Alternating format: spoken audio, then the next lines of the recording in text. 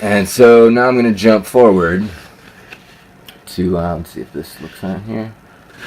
Get that a little bit. Well, let's see. Hope you can see that. This is 6 months later. So basically, between that last chart and this chart was me trying to figure what the hell was going on out and suffering a lot in the process. Extremely suicidal at phases, really depressed, really sick, really lifeless, really felt alone on an island in a million ways. It was the worst sort of 6 months of my life, and it kind of peaked here. This was the peak of my depression, and it happened basically on my birthday. So what we had going on here is a full moon happening. It was at 6 degrees, sun at 6, moon at 6. But this was basically happening on my natal full moon. I'm a full moon kid with, sun at 4, almost 5, and moon at almost 3. And so basically it was a replay of my own birth energy, except this time Mars was conjunct the sun. Mars was at 4 degrees directly on my sun, and Saturn was conjunct the moon at 8 degrees. So there was sort of this, after all of this 6 months of suffering, and I had gone, especially Mars being related, I had gone through a lot of anger issues during this time.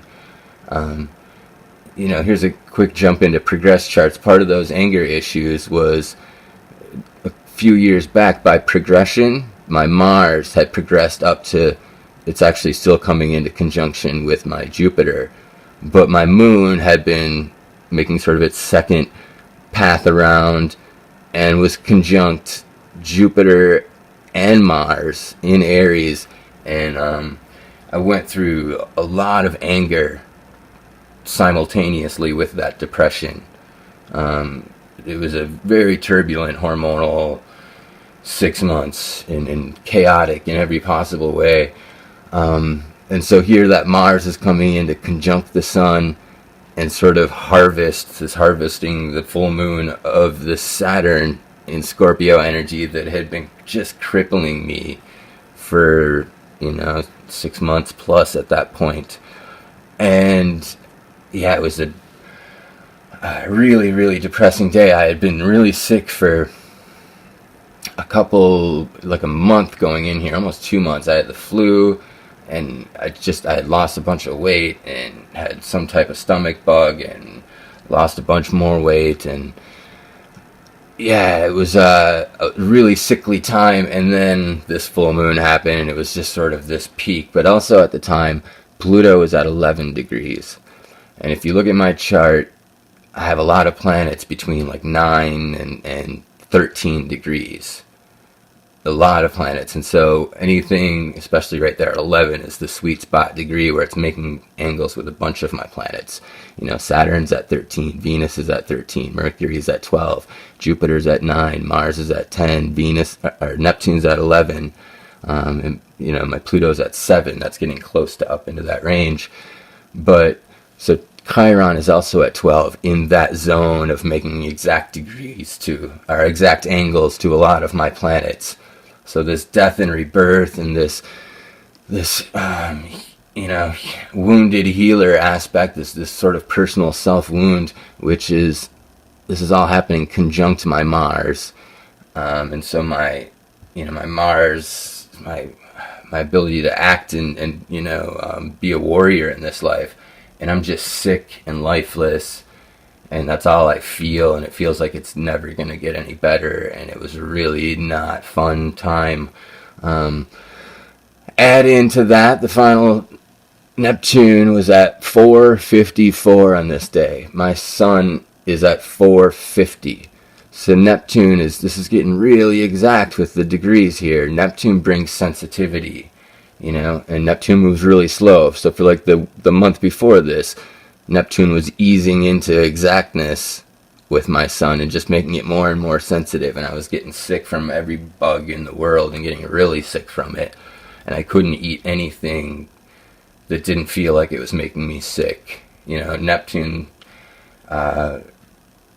really makes you so extremely sensitive, and I'm a very watery type, an earth type that is already has a very sensitive constitution, which you know, just makes all the toxins in the environment have a much more profound effect on you. Now I'm in a season where it's even more profound, and I'm just this is the peak of all of my disease, and especially the depression of it. Once this started breaking free after this sort of full moon, I slowly started getting healthier and healthier and healthier and healthier. I had gone through 6 months of sort of changing my habits and making those sort of more permanent, and now that was starting to pay off. I was starting to have a lot more positive thoughts. Not yet here, but in the months after, I was starting to have some good days, and I was starting to find ways to hold on to positive thoughts and positive like mantras and songs that I would listen to over and over again. And I was able to sort of pull myself out of this sort of deep dark hole, but this was the bottom of the pit right here. Absolutely, in my experience, this was the bottom of the pit. And now, just to sort of explain how this stuff gets universal and to sort of share a little bit more, I had an aunt who was, not to pick favorites, but she was kind of a favorite aunt. I have a lot of aunts I like, and I love all my relatives and whatnot, but, this aunt asked me if I could hook her up with weed. She's a very sort of quiet and introverted person, and it was quite a shock. And so we had this sort of special relationship. Anybody who's shared weed with a distant family member a little bit knows how kind of cool that is, that you have that. And we had a lot of similarities. I didn't know her astrology, didn't understand astrology to this level at that point, and wasn't paying attention. And it turns out that we had a lot in common astrologically, or at least quite a bit. I'm Taurus Sun, Scorpio Moon. She was Scorpio Sun, Taurus Moon. And so we share a lot of that core energy of our Sun and Moon is in that same fixed Taurus-Scorpio axis. And unfortunately, she was going through the similar depression that I was. She didn't have like a disease like Lyme disease, so she really just sort of bottled her depression in and didn't share it. And but she wound up committing suicide probably like within a week after this chart.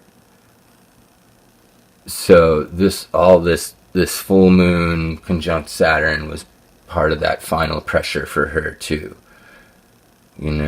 Everybody who has a lot of Taurus and Scorpio energy had a really tough late 2012, all of 2013, and depending on where your planets are located, a good part of 2014 too was really Saturn's a taskmaster, and there's a lot of growing up and a lot of hard lessons, really deep, heavy, dark psychological aspects of the Scorpio stuff. And anyway, yeah, my aunt wasn't able to sort of deal with it all, and very sadly, took that sort of drastic measure of escaping all that pressure. And another person who committed suicide in that time was Mick Jagger's girlfriend, and she also is a Scorpio Sun, Taurus Moon. I can't remember exactly when, but it was somewhere in that time period. So it was a tough time to be a Scorpio, and everybody has their seasons and their tough times, and that just happened to be a pretty tough one for us. So there's that's my introduction to my experience with Saturn and depression and Lyme disease in general. That was the sort of the timing of the skies at the time that I've never really been a depressed character. I'm moody, but that's different than depressed. My mood always goes up as fast as it went down. It always comes back up, and I usually don't, you know, I'm usually able to hide my bad moods pretty well. Maybe some might argue with that, but I'm never down for long usually. But this was the one 6 months to, it stretched out for another couple months after this, like 8 months to a year total of depression in my life. Never had it before, haven't had it since. It all coincided with Saturn coming through, opposing my sun and coming across my moon, and then these other elements happening simultaneously too. All these are very slow moving. Pluto is just, that's a very slow moving, constant pressure, death and rebirth, and it's just demanding that of my constitution. And answering those calls, growing up, stepping up into my Saturn, taking responsibility for all sorts of random things that I wasn't really taking responsibility for. Going through the Pluto, death and rebirth. Stepping up into my Neptune and getting back into astrology and connecting with spiritual aspects of reality. Chiron. This is me trying to teach and share how to heal. This is me stepping into my Chiron just by making these videos in a lot of ways. That recognizing these aspects of your character and stepping up into them is really healing. It's instantaneous. This is causation. All negative physical manifestations are secondary to how you're responding to these energetic archetypes that live within your consciousness. How are they flowing from the point of consciousness through your body out into action into the world? Are they doing it at their highest potential, or are they doing it at their lowest potential? Each planet has its own potential and wants to flow ideally at its highest potential through you, and the more it can do that, the longer you can maintain physical, mental, spiritual, emotional health all the way around. Okay, thank you guys for listening. Take care. Hope that helped. Peace.